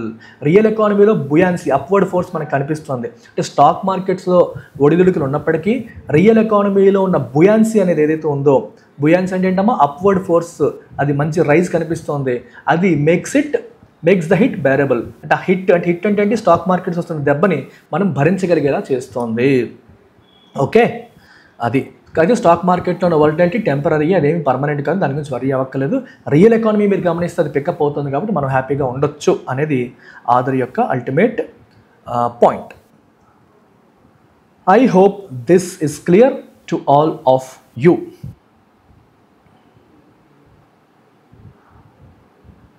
So మరొకసారి చెప్తున్నానమ్మా, aspirants, UPSC aspirants, bank aspirants, SSC aspirants అందరూ కూడా, if English is your pain point, this is the best solution to improve your English. ఏ exam అయినా సరే, so bank ఎగ్జామ్స్కి, ఎస్ఎస్సీకి, యూపీఎస్సీకి అన్నింటికీ సరిపోయేలాగా మనం కంటెంట్ ఇందులో ఇవ్వడం జరుగుతుంది. డైలీ లైవ్ క్లాస్ 6 PM మీకు ఉంటుంది. ప్రతిరోజు 6 గంటలకి మీకు లైవ్ క్లాస్ అనేది ఇందులో జరుగుతుంది. ఈ క్లాస్లో అన్ని ఎగ్జామ్స్కి పనికొచ్చే కంటెంట్ కూడా మనం ఇస్తూ ఉంటాం. సో 15th March అంటే రేపటిలోగా జాయిన్ అయ్యే వాళ్ళకే ఈ ఆఫర్ అనేది అందుబాటులో ఉంది, గుర్తుపెట్టుకోండి. క్లాసెస్ స్వయంగా నేనే డీల్ చేస్తాను, అన్ని మోడల్స్ కూడా మీకు కవర్ అవుతాయి. కోర్స్ లైఫ్ టైం వ్యాలిడిటీతో వస్తుంది. ఏ డౌట్ ఉన్నా ఈ నెంబర్కి కాంటాక్ట్ చేయండి. యాప్ డౌన్లోడ్ చేసుకొని డైరెక్ట్గా కూడా మీరు యాప్లో పర్చేస్ చేయొచ్చు. ఇప్పుడు ఈ ఆర్టికల్ని బేస్ చేసుకొని రీడింగ్ కాంప్రహెన్షన్ క్వశ్చన్స్ మనం హ్యాండిల్ చేద్దాం. First question, tone of the author. Which of the following best captures the complexity of author's tone while reflecting the article's rhetorical approach? So ఇక్కడ 4 ఆప్షన్స్ ఇచ్చాము. వీటిల్లో ఏది ఆథర్ యొక్క టోన్ని reflect చేస్తుంది? Which one reflects author's tone? Author యొక్క టోన్ని reflect చేస్తుంది. కాంప్లెక్సిటీ ఆఫ్ ఆథర్స్ టోన్ని రిఫ్లెక్ట్ చేస్తుంది. ఆథర్ యొక్క టోన్లో ఉన్న కాంప్లెక్సిటీని రిఫ్లెక్ట్ చేస్తున్న ఆప్షన్ ఏది? Let's look at each option one by one. First one, guarded optimism. Guarded అంటే అర్థం ఏంటి? కాషియస్. అంటే కాషియస్గా ఒక ఆప్టిమిజంతో ఉంది, అంటే పాజిటివ్ వ్యూ కనిపిస్తుంది, కొంచెం కాషియస్గా ఉంది అని చెప్పొచ్చా? While acknowledging the short term financial volatility. Short టర్మ్లో ఫినాన్షియల్ వాలటైలిటీ ఉంటుంది, స్టాక్ మార్కెట్స్లో ఒడిదుడుకులు అనేవి ఉన్నప్పటికీ, వాటిని యాక్సెప్ట్ చేస్తున్నప్పటికీ, the author underscores the resilience of the real economy. Real economy రెసిలియంట్గా ఉంది, రియల్ ఎకానమీ పికప్ అవుతుంది, బుయాంట్గా ఉంది అనే దాన్ని ఆథర్ అండర్స్కోర్ చేశారు. అండర్స్కోర్ అంటే నొక్కి చెప్తున్నారు. Suggesting cautious confidence. సో కొంచెం భయం ఉన్నప్పటికీ కాన్ఫిడెంట్గానే ఆథర్ ఉన్నారని మనకు తెలుస్తుంది. Can we say this is the right answer? Absolutely. Author ఇదే పాయింట్ మనకి మెన్షన్ చేస్తున్నారు. ఇదే టోన్లో ఆథర్ యొక్క గొంతు ఉంది. ఆథర్ గొంతు ఏ టోన్లో ఉంది? ఒకవైపు కాన్ఫిడెన్స్, ఒకవైపు చిన్న కాషియస్నెస్. కాన్ఫిడెన్స్ ఎందుకు? రియల్ ఎకానమీ బుయాంట్గా ఉందని. భయం ఎందుకు? ఫినాన్షియల్ మార్కెట్లో చిన్న వాలటైలిటీ ఉందని. అందుకని కాషియస్ ఆప్టిమిజం లేదా గార్డెడ్ ఆప్టిమిజంగా మనం చెప్పొచ్చు. So this is the best option for this question. Implicit criticism, criticise చేస్తూ నడిచింది ఆర్టికల్? నో. ఎకనామిక్ పాలసీ ఫెయిల్యూర్స్ని ఆథర్ క్రిటిసైజ్ చేశారా? నో. ప్రాగ్మాటికలీ న్యూట్రల్ అంటే ఎటువంటి జడ్జిమెంట్స్ చెప్పకుండా, అంటే పాజిటివ్గా ఉంది, నెగిటివ్గా ఉందని చెప్పకుండా జస్ట్ ఎకనామిక్ ట్రెండ్స్ చెప్తూ ఉండిపోయారా? నో. ఆథర్ తన ఒపీనియన్ చెప్తున్నారు. ప్రాగ్మాటికల్లీ అంటే ప్రాక్టికల్లీ న్యూట్రల్గా ఉన్నారు, ఏమీ చెప్పలేదు, పాజిటివ్గా మాట్లాడలేదు, నెగిటివ్గా మాట్లాడలేదు, అలా ఏం లేదు. ఆథర్ మాట్లాడారు. ఆథర్ తన టోన్ వ్యక్తపరిచారు క్లియర్గానే. క్వాలిఫైడ్ కన్సర్న్ అంటే ఆథర్ యొక్క టోన్లో ఆప్టిమిజం ఎక్కువ ఉందా, కన్సర్న్ ఎక్కువ ఉందంటే ఆన్సర్ ఆప్టిమిజమే ఎక్కువ ఉంది, కన్సర్న్ తక్కువ ఉంది, అందుకని ఏ కరెక్ట్ ఆన్సర్ అయింది. సో ఈ ఎక్స్ప్రెసెస్ రిజర్వేషన్స్ అంటే అర్థం ఏంటమ్మా, అనుమానాలు, మిస్గివింగ్స్, రిజర్వేషన్స్, ఓకే, అప్రహెన్షన్స్, వీటన్నిటికీ మీనింగ్ ఏంటి, అనుమానాలు, భయాలు, భయంతో కూడిన అనుమానం. అబౌట్ ఫైనాన్షియల్ ఇన్స్టెబిలిటీ గురించి ఆయన ఎక్కువగా వర్రీ అవుతున్నారు అని చెప్పేసి ఈ స్టేట్మెంట్ చెప్తుంది. నో, ఇది కూడా కాదు.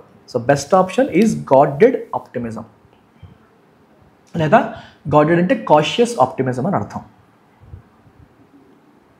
సెకండ్ క్వశ్చన్ చూడండి, which of the following best encapsulate central argument of the article. Article యొక్క సెంట్రల్ ఆర్గ్యుమెంట్ని ఏది క్లియర్గా ఎన్కాప్సులేట్ చేస్తుంది, main argument of the article ఏంటి గమనించండి. Economic resilience despite financial volatility, ఇదే కరెక్ట్ ఆన్సర్లా కనిపిస్తుంది కదా. ఫినాన్షియల్ వాలటైలిటీ ఉంది, స్టాక్ మార్కెట్లో వాలటైలిటీ ఉన్నప్పటికీ ఎకనామిక్ రెసిలియన్స్, రియల్ సెక్టార్ లేదా రియల్ ఎకానమీ రెసిలియంట్గా ఉంది, అంటే స్ట్రాంగ్గా ఉంది. రెసిలియంట్ అంటే అర్థం ఏంటి, కింద పడినా పైకి లేవగలగడాన్ని, దెబ్బ తగిలినా తీసుకోగలగడాన్ని రెసిలియన్స్ అంటాం. సో ఆ కెపాసిటీ రియల్ ఎకానమీలో ఉందా అంటే ఉంది. ఎలా చెప్పారు, రిటైల్ ఇన్ఫ్లేషన్ తగ్గింది, ఐఐపి డేటా బాగుంది, ఇవన్నీ పాజిటివ్ ఆస్పెక్ట్స్ కాబట్టి రియల్ ఎకానమీ రెసిలియంట్గా ఉందని ఆర్టికల్ చెప్పింది. So while financial markets exhibit instability, key indicators such as industrial growth and controlled inflation suggest a stable real economy. Exactly, this is the main idea of the article. Okay, main idea of the article ide. So I am moving on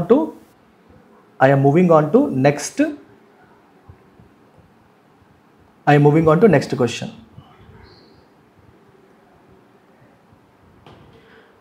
Inference based on the ఆర్టికల్ని base చేసుకొని which of the following can be most logically inferred even though it is not explicitly stated. ఎక్స్ప్లిసిట్గా ఆర్టికల్లో చెప్పనప్పటికీ మనం most లాజికల్గా article నుంచి ఏది infer చేయొచ్చు.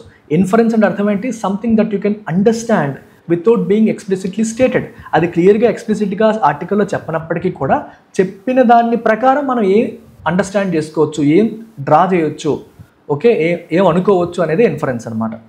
సో చూడండి, the RBI is likely to continue adjusting monetary policy to balance inflation control and liquidity concerns given recent repo rate cuts and market interventions.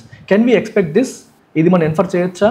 ఆర్టికల్లో మీరు గమనిస్తే లిక్విడిటీ స్క్వీజ్ ఉందని చెప్పారు. So further repo rate cuts ఉండొచ్చని కూడా చెప్పారు. And inflation అనేది కంట్రోల్లోకి వచ్చింది కాబట్టి it gives scope for further repo rate cuts for RBI అని చెప్పారు.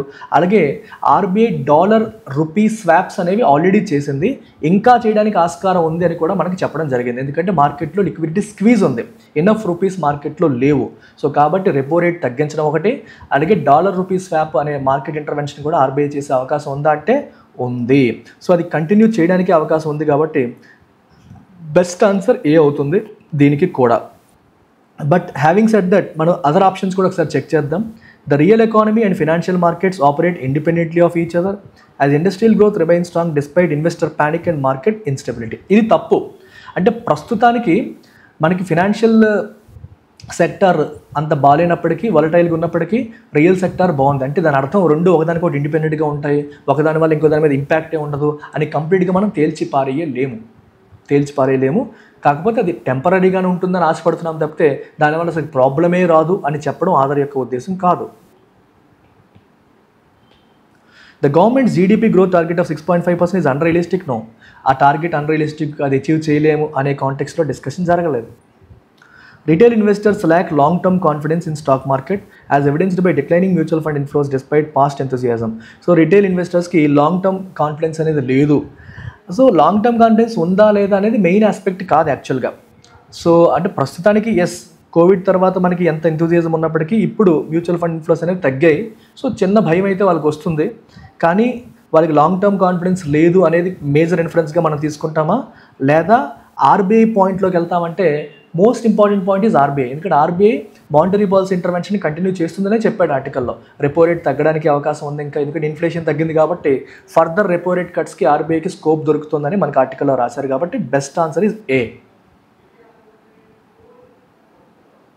ఓకే, అన్ని ఏలు వచ్చేస్తున్నాయి ఇవాళ. Which of the following must be assumed for the author's argument about economic resilience to hold most strongly. So కింది 4 రాసాము, ఈ 4 ఏది అజ్యూమ్ చేసుకోవాలి for the author's argument about economic resilience to hold most strongly. Author economic resilience గురించి author ఇచ్చిన argument hold అవ్వడానికి, so author economic resilience గురించి చెప్పిన మాట స్ట్రాంగ్గా నిలబడడానికి ఏ అజంప్షన్ మనం అజ్యూమ్ చేసుకోవాలి? ఇప్పుడు మీరు గమనించండి, ఆథర్ యొక్క ఆర్గ్యుమెంట్ నిలబడాలి అంటే వీటిల్లో ఏ అజంప్షన్ మనం తీసుకోవాలి? సో అజంప్షన్ ఏం చేస్తుంది? ఆర్గ్యుమెంట్ని సపోర్ట్ చేస్తుంది. గమనించండి, ఎప్పుడు కూడా assumption always supports argument. Argument ఏంటి? ఎకనామిక్ రెసిలియన్స్, ఎకానమీ అనేది రెసిలియంట్గా ఉంది. ఆర్గ్యుమెంట్ ఏంటి?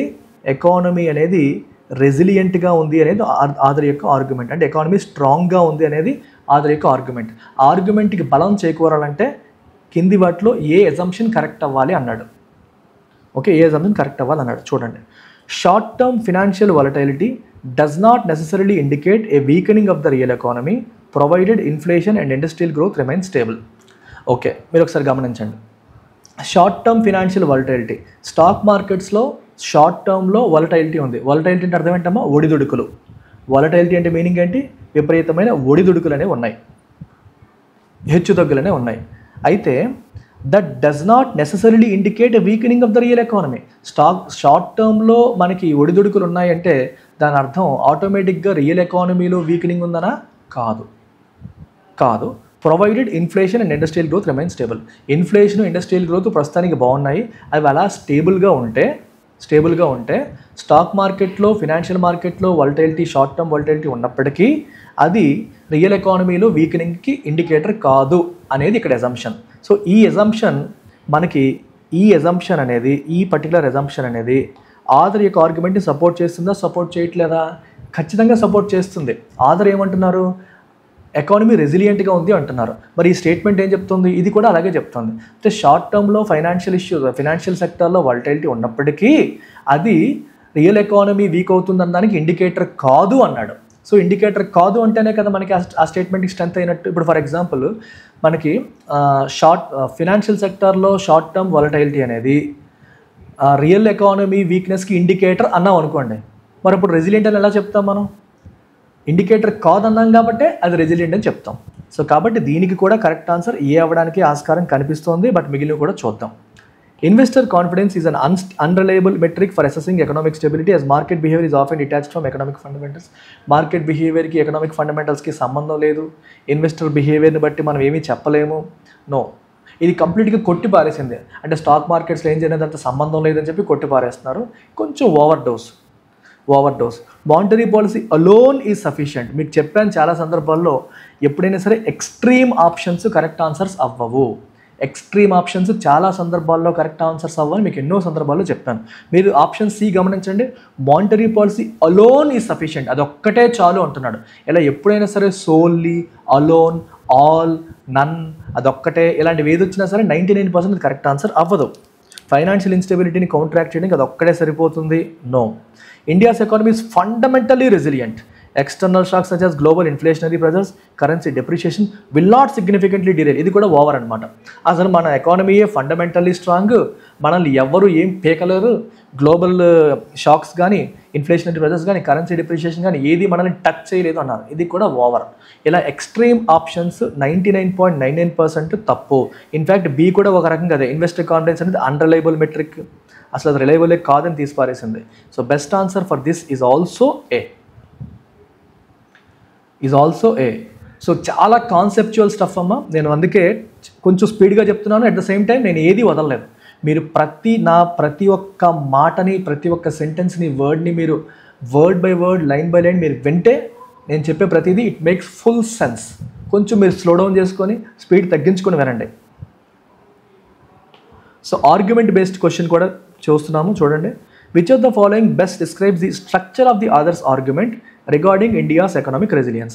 ఇండియా ఎకనామిక్ రెసిలియన్స్ గురించి ఆథర్ ఆర్గ్యుమెంట్ ఏ స్ట్రక్చర్లో ఇచ్చారు, ఆథర్ యొక్క ఆర్గ్యుమెంట్ యొక్క స్ట్రక్చర్ని ఏది రిఫ్లెక్ట్ చేస్తుంది అని ఇక్కడ మనకి ఆర్టికల్ ఇచ్చారు. చూడండి, మొదటిది presenting a paradox.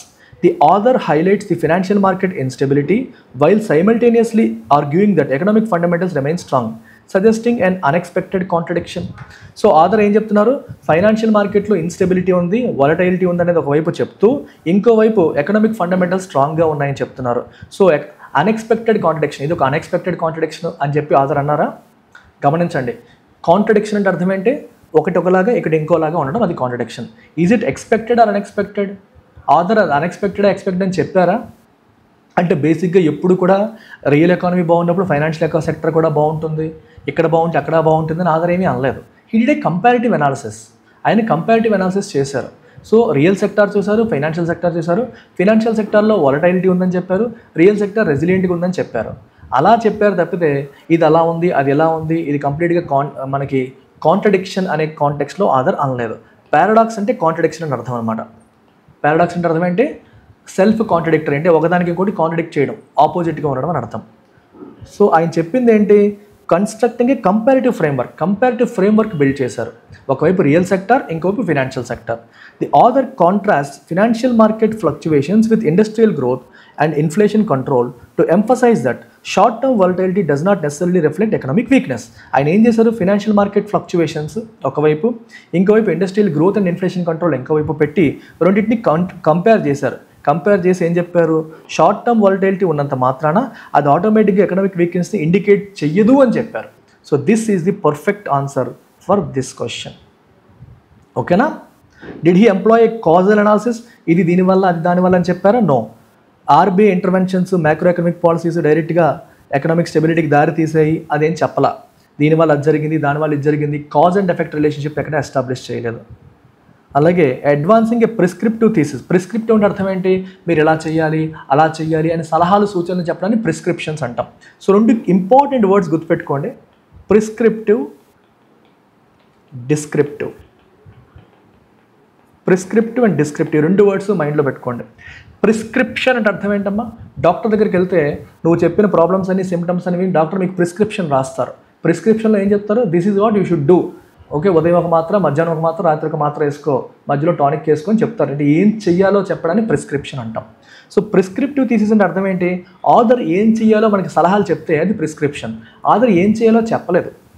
Author critics financial volatility and prescribes policy recommendations చెప్పలేదు. ఏం చేయాలో ఆథర్ చెప్పలా. ఎలా చేయండి, అలా చేయండి అని ఆథర్ మాట్లాడలేదు. సో పాలసీ రికమెండేషన్స్ అని ప్రిస్క్రైబ్ చేయలేదు. సో కాబట్టి డి కూడా కరెక్ట్ ఆన్సర్ కాదు. The best answer for this question is B. The best answer for this question is B. So let's kickstart today's vocabulary. మొదటి వర్డ్ వాలటైలిటీ. వాలటైలిటీ అంటే ఇప్పుడే చెప్పాను మీకు, ఫినాన్షియల్ మార్కెట్ వాలటైలిటీ అంటే హెచ్చు తగ్గులు, మనకి ఒడిదుడుకులు అని అర్థం. The tendency of financial markets to experience abrupt unpredictable fluctuations. Synonyms అంటే క్యాప్రీషియస్నెస్. క్యాప్రీషియస్నెస్ అంటే ఎప్పుడు ఎలా ఉంటుందో తెలియదు. క్యాప్రీషియస్ వెదర్ అంటారు. ఇప్పుడే ఎండగా ఉంటుంది, నెక్స్ట్ మూమెంట్లో వర్షం పడిపోతుంది, అలాంటి దాన్ని క్యాప్రీషియస్ వెదర్ అని అంటాం. విసిసిట్యూడ్ అంటే అగైన్ లైఫ్లో వ్యాగరీస్ అండ్ విసిసిట్యూడ్స్ అంటాం. ఎప్పుడు ఏం జరుగుతుందో తెలియదు, లైఫ్ అనేది అన్సర్టన్ అని చెప్పడానికి విసిసిట్యూడ్స్ అనే పదాన్ని వాడతాము. మెర్క్యూరియాలిటీ అన్నా కూడా same thing, is a mercurial batsmen అంటారు. ఎప్పుడు ఎలా ఉంటాడో తెలియదు, ఇప్పుడే స్లోగా ఆడతాడు, ఒకసారిగా స్పీడ్ పెరిగిపోతుంది. సో అన్సర్టన్ అనే ఒడిదుడుకులు, అన్సర్టనిటీని ఇండికేట్ చేయడానికి ఈ పదాలు మనం వాడతాం. ఆపోజిట్ ఏంటి? ఇన్వేరియబిలిటీ, వేరియేషన్ లేకపోవడం. స్టాసిస్, స్టాటిక్గా ఉండడం. ఈక్వానిమిటీ, కంపోజ్డ్గా, పాయిజ్డ్గా, ఒకేలాగా మెయింటైన్ అవ్వడం. Stock markets extreme volatility has unnerved even seasoned dinners. Stock market యొక్క ఎక్స్ట్రీమ్ వాలటైలిటీ అంటే హెచ్చు తగ్గుల గురించి మనకి యూసేజ్ ఎగ్జాంపుల్ పెట్టాము. చూడండి, చిన్న పని ఉంది, I'm speeding it up. I have one interview lined up with our group 1 topper, అందుకే కొంచెం స్పీడ్గా వెళ్తున్నాను. రిపర్కషన్స్ అంటే అర్థం ఏంటమ్మా? The unintended and indirect effects of N event. అంటే మనం ఒక పని చేసాము, దానివల్ల అనుకోకుండా వచ్చే పర్యవసానాలు, కాన్సిక్వెన్సెస్ని మనం రిపర్కషన్స్ అని చెప్పి అంటాం. Especially those with long term significance ఉంటుంది, కానీ అనుకోకుండా మనకు వచ్చే కాన్సిక్వెన్స్, మనం చేసిన పని వల్ల వచ్చే కాన్సిక్వెన్సెస్ని రిపర్కషన్స్ అంటాం.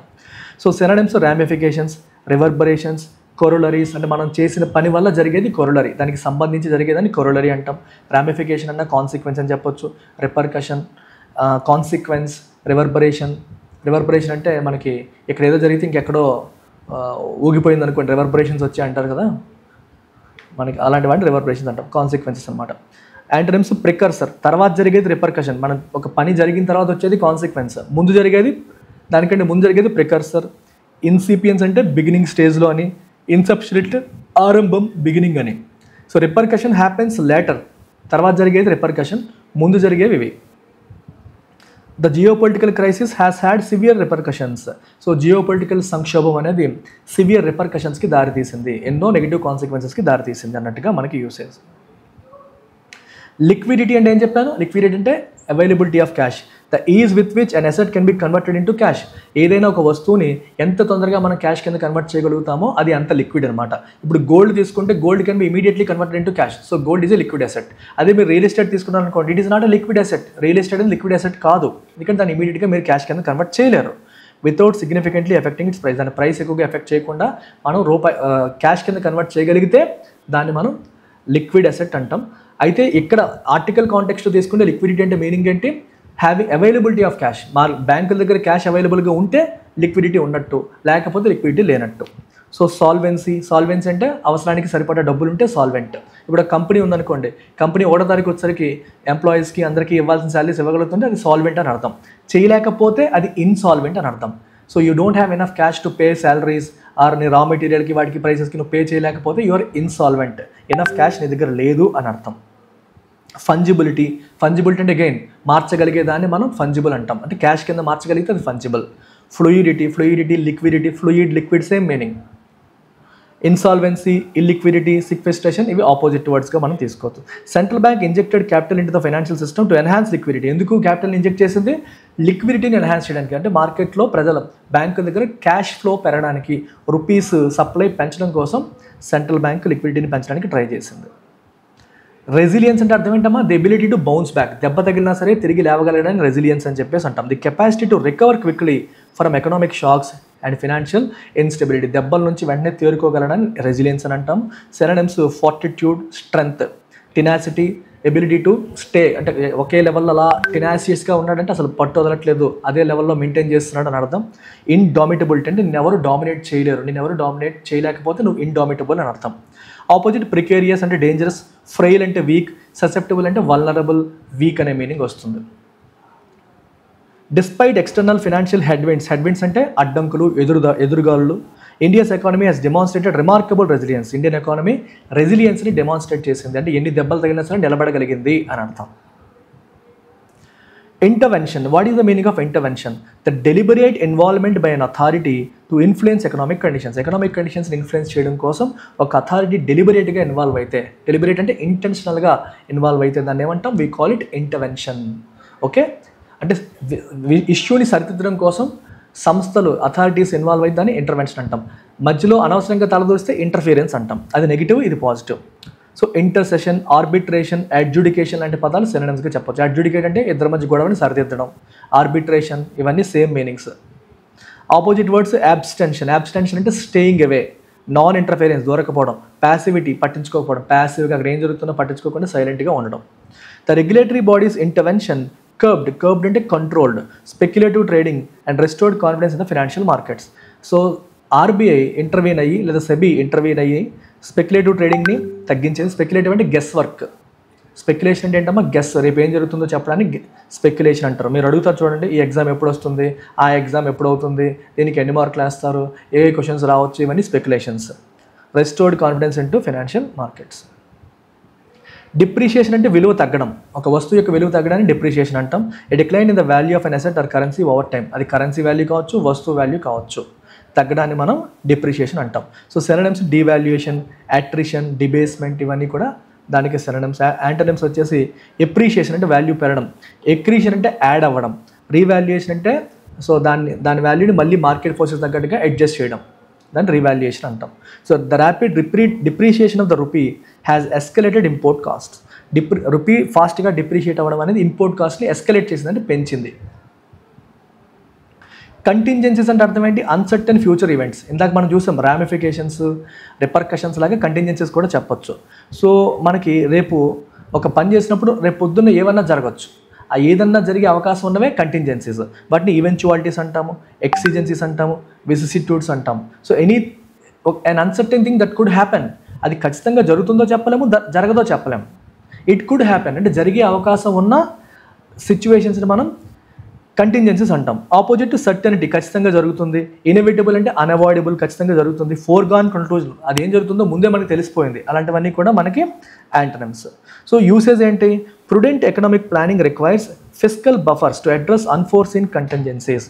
అన్ఫోర్సీన్ అంటే ఇంతకుముందు అన్నాడు చూడని, కంటింజెన్సీస్ అంటే ఏం చెప్పాను మీకు, అన్సర్టన్ ఫ్యూచర్ ఈవెంట్స్ని అడ్రస్ చేయడం అంటే సరిదిద్దాలి అంటే మనకి ఏం కావాలి?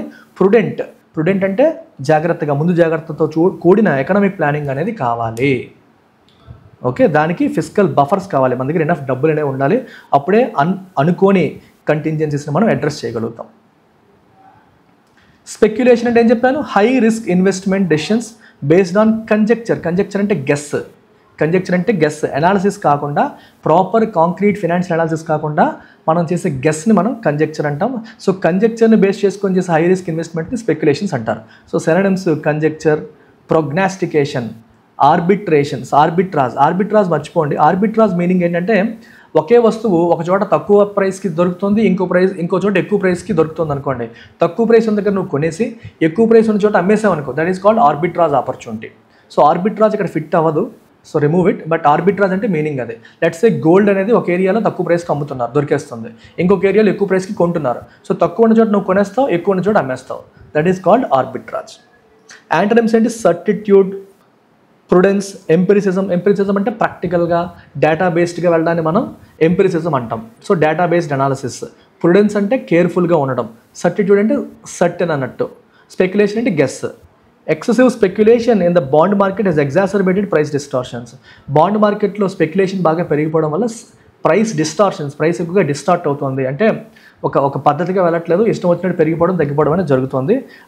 ఆ పెరగడం తగ్గడం అనేది ఎగ్జాసర్బేట్ అవుతుంది. ఎగ్జాసర్బేట్ అంటే వర్సన్ అయిపోతుంది. ప్యారిటీ అంటే ఈక్వాలిటీ, డిస్పారిటీ అంటే the state of being unequal. So a noticeable economic or financial imbalance between two groups, రెండింటి మధ్య ఉన్న ఇంబ్యాలెన్స్, అన్ఈక్వల్నెస్ని మనం డిస్పారిటీ అని చెప్పేసి అంటాం. So synonyms discrepancy, disequilibrium, divergence, ఇవన్నీ వీటికి సినోనిమ్స్గా మనం చెప్పొచ్చు.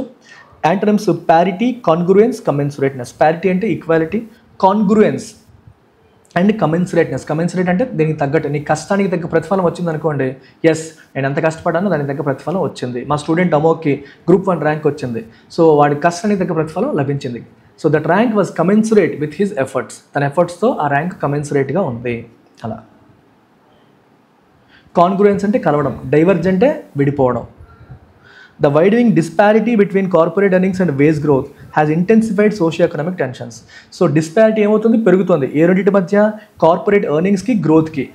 సో వాళ్ళ వేజ్ గ్రోత్ అంటే ఏంటో శాలరీ గ్రోత్. కంపెనీస్ యొక్క ఎంప్లాయీస్ శాలరీస్ ఏమో పెంచాల్సి వస్తుంది, కానీ కంపెనీస్ యొక్క ప్రాఫిట్స్ ఏమో పెరగట్లేదు. ఈ రెండింటి మధ్య గ్యాప్ పెరిగిపోతుంది. దీనివల్ల సోషియో ఎకనామిక్ టెన్షన్స్ అనేవి వస్తున్నాయి. లాస్ట్ వర్డ్ రిట్రెంచ్మెంట్ అంటే మీనింగ్ ఏంటి? ఆ స్ట్రాటజిక్ రిడక్షన్ ఇన్ ఎక్స్పెండిచర్స్, తగ్గించుకోవడం. రిట్రెంచ్ అంటే మీనింగ్ ఏంటమ్మా? తగ్గించుకోవడం. సో ఎక్స్పెండిచర్స్ కావచ్చు, వర్క్ ఫోర్స్ కావచ్చు, ఇన్వెస్ట్మెంట్స్ కావచ్చు, తగ్గించుకొని ఫినాన్షియల్ స్టెబిలిటీ మెయింటైన్ చేయడానికి మనం రిట్రెంచ్మెంట్ అని అంటాం. సో సినోనిమ్స్ ఆస్టిరిటీ, కర్టైల్మెంట్, కాంట్రాక్షన్, బాగా ఖర్చు తగ్గించుకోవడం, తక్కువలో నడపడం, దాన్ని మనం రిట్రెంచ్మెంట్కి సినోనిమ్స్గా చెప్తాం. Antonyms augmentation, proliferation, escalation. Augment అంటే యాడ్ అవ్వడం, ప్రొలిఫరేషన్ అంటే బాగా పెరిగిపోవడం, ఎస్కలేషన్ అంటే బాగా పెరిగిపోవడం అనే మీనింగ్ వస్తుంది. Okay, amid declining revenue streams, corporations have resorted to retrenchment strategies. So revenue streams తగ్గిపోవడం వల్ల కంపెనీస్ ఏం చేస్తున్నాయి? రిట్రెంచ్మెంట్ స్ట్రాటజీస్ అంటే ఖర్చులు తగ్గించుకుంటున్నాయి. స్లాషింగ్ నాన్ ఎసెన్షియల్ ఎక్స్పెండిచర్స్, అవసరం లేని ఎక్స్పెండిచర్స్ అన్ని తగ్గించుకుంటున్నాయి అని దీని యొక్క ఫైనల్ అర్థం. సో ఈ వొకాబులరీ అన్నింటినీ కూడా క్విజ్ ఫార్మాట్లో మీరు ప్రాక్టీస్ చేయాలంటే LTX క్లాసెస్ యాప్ మీరు డౌన్లోడ్ చేసుకొని అందులో ఫ్రీ ఎడిటోరియల్ వొకాబులరీ క్విజ్ అని చెప్పి మీరు ఫ్రీ కోర్స్ ఉంటుంది, దాంట్లో మీరు ప్రాక్టీస్ చేయొచ్చు. ఈ PDF LTX బ్యాంక్ టెలిగ్రామ్ ఛానల్లో నేను పోస్ట్ చేస్తున్నాను.